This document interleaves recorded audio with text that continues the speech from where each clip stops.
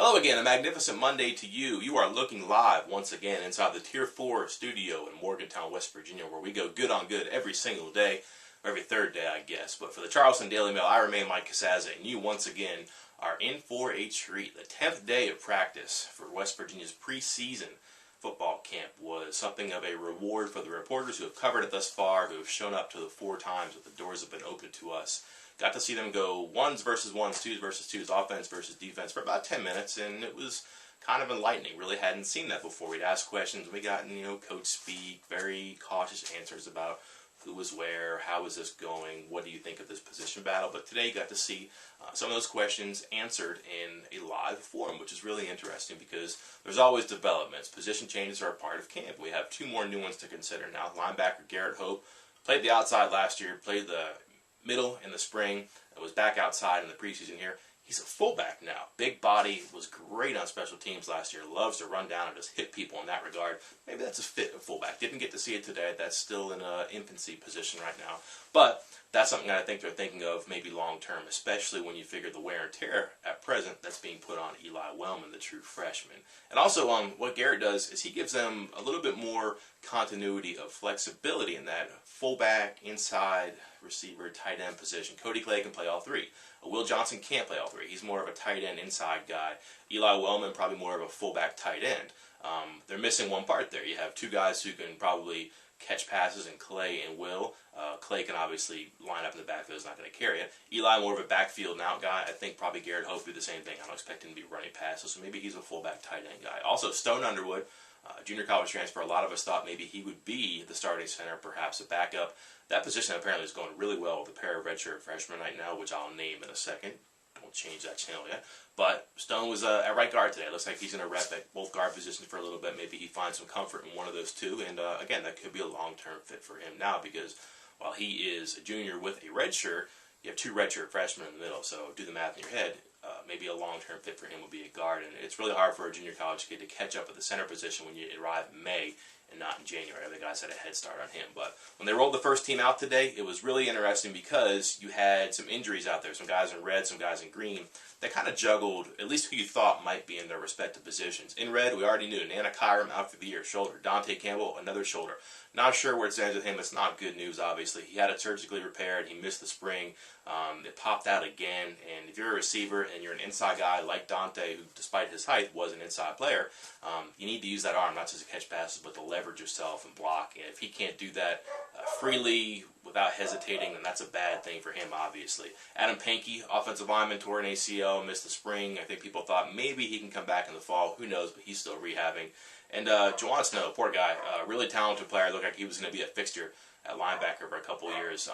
Boy, he just can't stay out of the green and the red, stay on the field. When he plays, he's been productive, but just can't seem to stay out of the trainer's room. He's in red again. Not sure why, but again, just bad luck for him. In green, good news. Jordan Thompson. Not good news that Jordan Thompson in green, but it's not red. It was a couple days ago. We saw him left arm secured to his upper body. Not so now. He caught some punts. He ran around a little bit. Didn't go live when we saw, but he was back out there. Bad news, 3 of them. Kevin White, outside receiver. I think everybody agrees when they line up August 31st. Probably your first team guy was not out there today in green, not sure why. Also 2 linebackers, Jared Barber and Wes Tonkery. So there's 4 guys right there that you might think would be starting inside, starting outside receiver, starting inside linebacker, starting outside linebacker. They weren't there, so depth charts kind of got, like I said, boggled a little bit. And here's how they shook out. When they took the field first time, your starting quarterback? Correct. Clint Trickett. He handed off to Charles Sims, offensive line from left to right. Tackle, Quentin Spain. Guard, Marquise Lucas. Center, Tyler Orlowski.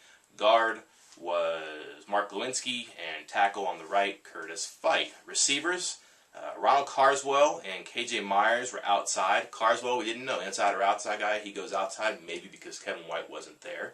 And inside guys were Mario Alford and Cody Clay.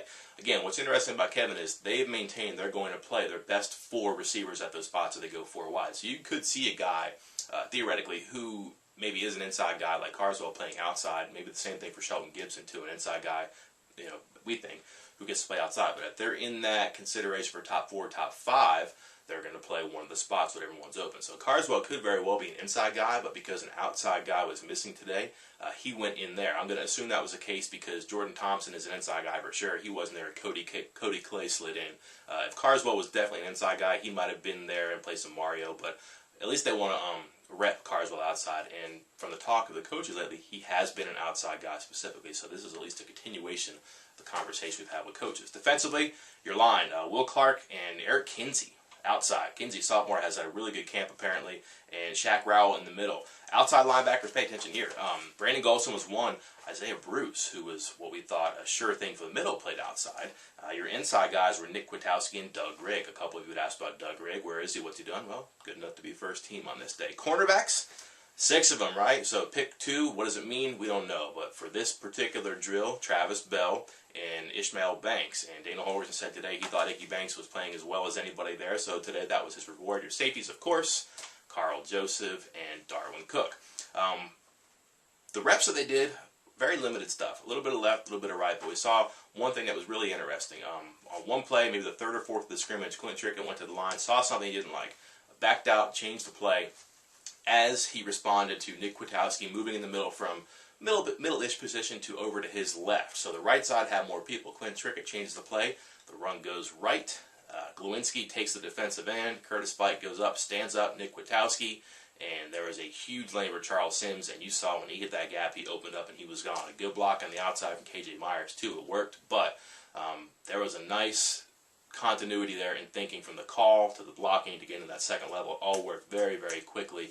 Right side looks like it's going to be fairly secure, competently blocked with those 2 guys out there. Second team offense and defense, this is where it gets a little bit crazier because of some of the changes, but Paul Millar was your quarterback, Dreamus Smith is your running back, your outside receivers, Da'Keil Shorts and Terrence Gordine.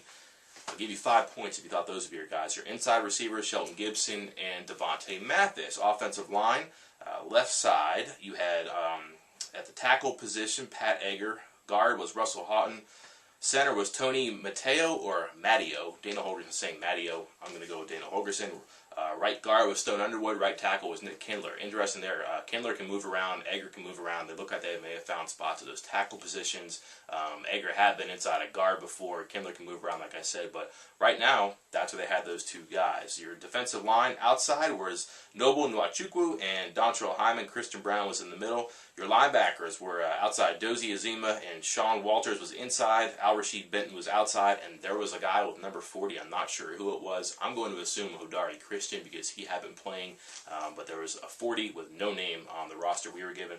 Cornerbacks were Broderick Jenkins and Avery Williams. Your safeties were, again, they're having some problems finding bodies there to play. Jared Harper, KJ Dillon.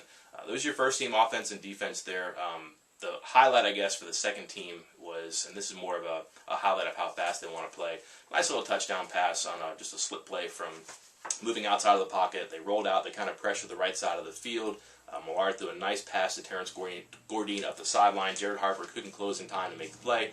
Gordine ran past, got in the end zone. As he's running to the end zone, the whistle's blowing, and rather than letting Terrence score a touchdown, they wanted to hurry back to take the next rep. So I know they're worried about how they're going to score points, but for the purpose of this practice, they were more worried about how they were going to get as many plays as they could and at least foster the good habits of practicing fast so you can play fast. And that's not just for the offense, it's for the defense too. One other note, we've heard more and more of one name lately, and it came up again today. We saw some punt return stuff in the very beginning, like I said. Usual suspects back there returning. You had Shelton Gibson, you had Ron Carswell, you had Mario Alford, you had Jordan Thompson. Also had Daryl Worley. Daryl Worley has really taken off apparently. Converted from safety, he was recruited as a safety. He played some running back and receiver and even linebacker as well as safety in high school. They got him playing cornerback right now. He's 6'2", about 190 pounds. He looks like he belongs at the safety or wide receiver position. He's playing corner. The coaches have spoken really highly of him today, and they had him returning punts today, just catching punts, I guess, and returning just against a semi-live opposition there. That gives you an idea of what they think of him, at least from an athletic perspective or a ball and hand standpoint. Again, good things from him. And one more guy, Mike Colicchio, who I've talked about a bunch, is playing the middle shield because he's 6'9" and 325 pounds. He was the backup right tackle today, and nobody got past him. Again, second team competition there. not the best, I understand that, and maybe a little bit thin in the linebacker position because of the injuries, but he knows how to use that 6'9", 325. Ron Crook has said a lot of nice things about him, not only from the performance and how much he's improved, but again, a guy who really likes being out there. Remember, he was here a couple years ago. He left, went to CW Post, came back, had to sit out last year. It seems like he is enjoying life as not just a football player now, but maybe as a contributor, and you saw him out there today at the right tackle spot. And I bring that up because all these conversations we've had, all these questions we've asked, they finally took some form on the field today. And hope you enjoyed the report. I enjoyed the 10 minutes. I will see you next time from inside the Tier 4 studio.